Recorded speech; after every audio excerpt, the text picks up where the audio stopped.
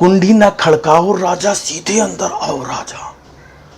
कुंडी ना खड़काओ राजा, सीधे अंदर आओ राजा।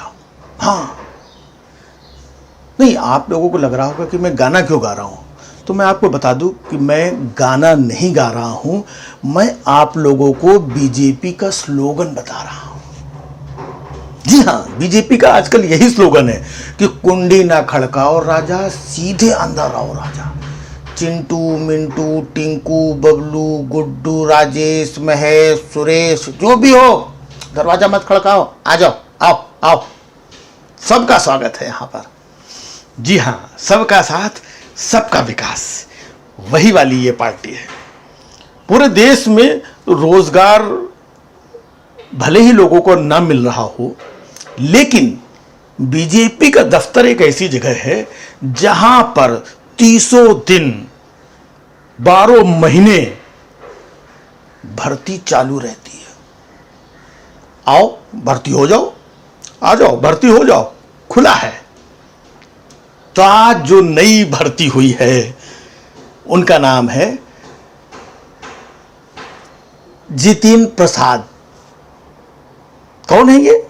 नहीं पता, तो मुझे भी नहीं है कौन है, लेकिन टीवी में बता रहे थे कि कांग्रेस के कोई बहुत बड़े नेता हैं, ये बहुत बड़े नेता, जिनको पिछले काफी सालों से लोग जानते ही नहीं थे।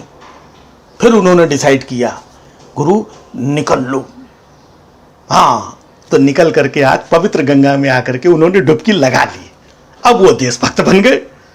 कल तक तो आप सब जान ही रहे थे कि कांग्रेस के लोग कैसे होते हैं, लेकिन आज वो पक्के दुरुस्त, एक नंबर के साफ सुथरे देशभक्त राष्ट्रवादी बन चुके हैं।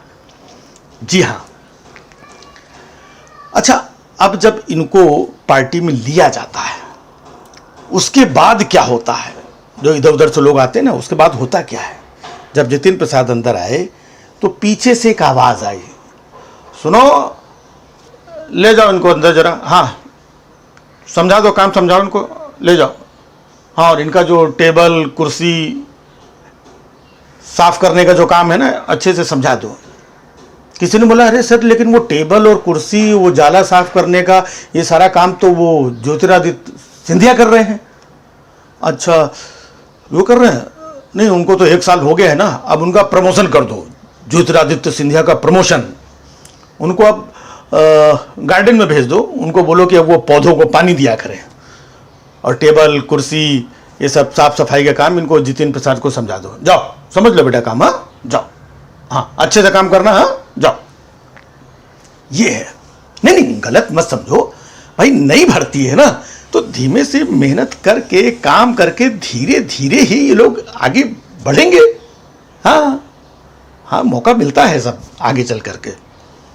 कल तो एक नालायक विपक्षी मिल गया, कहने लगा, अच्छा ये जितिन प्रसाद और ज्योतिरादित्य सिंधिया ये लोग चले गए बीजेपी में, कौन सा जाके वहां पे कलेक्टर बन गए। हमने कहा, नालायक, तुम लोगों की सोच हमेशा छोटी की छोटी रहेगी, कौन सा कलेक्टर बन गए। अरे भाई, ये राष्ट्रवादी विचारधारा के लोग हैं, भारतीय जनता पार्टी, ऊंची सोच ऊंची समझ रखते हैं, तुमको कलेक्टर ही की पड़ी हुई है। अरे ये लोग तो ये मानते हैं कि पकौड़ा बनाना भी रोजगार है, टेबल कुर्सी साफ करना भी भक्ति है, देशभक्ति है, गार्डन में पानी देना, पौधों को पानी देना, ये सब काम है, राष्ट्र हित में कर रहे हैं ये लोग। हाँ, तो अच्छा है ये लोग, तो अच्छा है कि अभी लॉकडाउन चल रहा था, इस वजह से लॉकडाउन का पालन कर रहे थे। अब देखो, जैसे ही लॉकडाउन खत्म हुआ, ये लोग अपने जरूरी काम में लग गए। आओ टिंकू, आओ बबलू, आओ बब्बू। हाँ, नहीं, ख्याल देखिए सबका रखते हैं बीजेपी वाले, सबका ख्याल रखते हैं। 80 करोड़ लोगों को फ्री में राशन दे रहे हैं, और इसके साथ साथ ही दूसरी छोटी बड़ी पार्टियों के नेताओं को ये लोग दाना भी डालते रहते हैं। ले ले ले ज्योतिरादित्य सिंधिया, ले जितिन प्रसाद, फंसा फंसा फंसा फंसा, आओ आओ बैठो। ये दाना भी डालते रहते हैं समय समय पे। हाँ, तो काम अच्छा कर रहे हैं ये लोग, और देश हित में काम करते हैं, ये समझने की जरूरत है। अब आप देखिए कि किस तरीके से इन लोगों ने अभी लॉकडाउन के समय पूरे देश के 80 करोड़ लोगों को फ्री राशन दे दिया, रोजगार दे ही दिया है ना, फ्री वैक्सीन दे दी, अपनी जिम्मेदारी इन्होंने निभाई। कोरोना की दूसरी लहर को देखो, इन्होंने अपनी मेहनत मशक्कत से कंट्रोल कर लिया। तो ये लोग अपनी जिम्मेदारी निभा चुके हैं। देशवासियों, जनता, तुम्हारी जिम्मेदारी है, फ्री वैक्सीन लगवा के दाल चावल दोनों टाइम खाओ और बीच में टिर्री टिर्री मत करो, चुपचाप बैठे रहो किनारे। अब बीजेपी को राष्ट्र हित में कुछ काम करने दो। ये सब काम है भाई। हाँ, इन लोगों को इधर से उधर से लाना पकड़ना, कहां से किसको दबोचना, कौन सी पार्टी से कौन सा चेहरा, ये सब काम है। तो ये लोग देश हित में ये सब काम कर रहे हैं, समझने की कोशिश किया करो। और जब से ये जितिन प्रसाद को यहां पर लाया गया है तो बताया जा रहा है कि ये उत्तर प्रदेश में ब्राह्मण का बहुत बड़ा चेहरा बनेंगे। एक ब्राह्मण का चेहरा इनको चाहिए था, तो उस रूप में इनको लेकर के आया। देख रहे हैं, ये है दुनिया की सबसे बड़ी पार्टी जो आज भी दलित चेहरा चाहिए, पिछड़ा चेहरा चाहिए, ब्राह्मण चेहरा चाहिए, है इन्हीं जाति पाति में ये लोग लगे हुए हैं और हैं सबसे बड़ी प्रोग्रेसिव पार्टी। देख रहे हैं आप? नहीं भाई, देश हित में देखे करना पड़ता है ये सब। अब ब्राह्मण चेहरा बना दिया है। अब मुझे तो लग रहा है कि जैसे ही बताया गया कि जितिन प्रसाद ब्राह्मण चेहरा होंगे उत्तर प्रदेश में, वहां के ब्राह्मणों में कितनी खुशी की लहर होगी। जितने भी शुक्ला है, तिवारी हैं, वाजपेयी हैं, मिश्रा हैं, दुबे हैं, चौबे हैं, ये सारे लोग खुशी से पगलाए जा रहे हैं। ब्राह्मण चेहरा, आहा क्या बात है, ब्राह्मण चेहरा। बस बस मोदी जी, यही चाहिए था।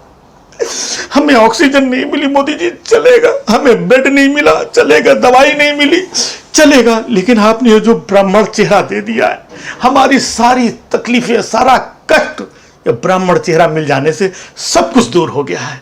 धन्य है प्रभु, आप धन्य है, आपने हम लोगों के बारे में इतना सोचा। और वैसे भी दानों की कमी नहीं है, दाने अभी इधर उधर लोग लगे हुए हैं। हाँ, खाली बैठे हैं, सारा काम तो कर दिया है, कोई काम नहीं है। तो नड्डा साहब, कभी अमित शाह साहब, कभी दूसरे साहब, कभी ये इधर उधर दाने वाने डाल रहे हैं। देखना अभी महीने, 2 महीने, 4 महीने में और पंछी इधर से उधर से, हाँ, जितने भी ये नालायक इधर उधर ना, देशद्रोही, लुटेरे, चोर, ये 70 साल वाले जितने भी नालायक इधर उधर बैठे हैं ना, सबको ला ला करके, है ना, नहला धुला के साफ करके राष्ट्रभक्त और देशभक्त न बनाया ना। हाँ, ये काम है राष्ट्र हित में। तो भैया हम तो यही कहते हैं, लगे रहो, लगे रहो, देश के लिए, है ना। अगर आपने अभी तक सनराइज समाचार को सब्सक्राइब नहीं किया है तो सनराइज समाचार को सब्सक्राइब कीजिए और बेल आइकन को भी दबा दीजिए ताकि आप हमारे आने वाली वीडियो का नोटिफिकेशन सबसे पहले पा सकें।